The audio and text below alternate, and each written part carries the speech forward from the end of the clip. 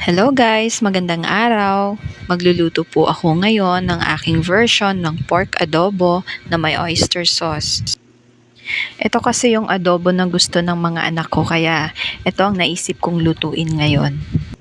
Pinakat ko na rin po ito ng maliliit para madaling kainin ng mga bata. Simulan na natin. Una, pinatuyo ko muna yung tubig at pinawasan ng mantika.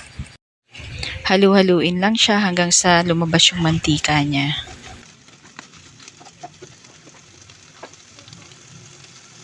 Ayan, at medyo tuyo na siya. Dahil hindi naman ganun kataba yung karne, konting mantika lang yung lumabas. So, nagdagdag ako ng konti.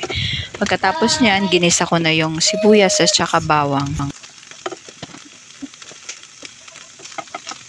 Halu-haluin lang ng bahagya at pagkatapos naglagay ako ng 2 kutsara ng tomato sauce.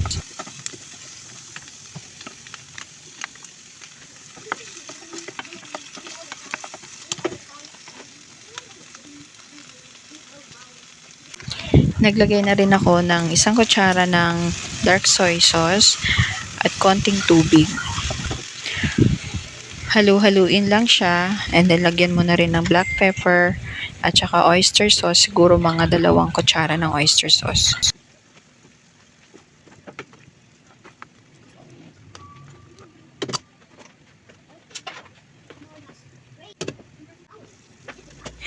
Nagdagdag pa ako ng konting tubig at saka 2 kutsarita ng asukal.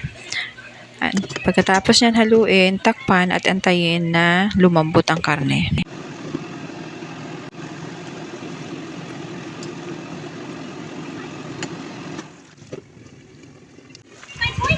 At ayan, luto na.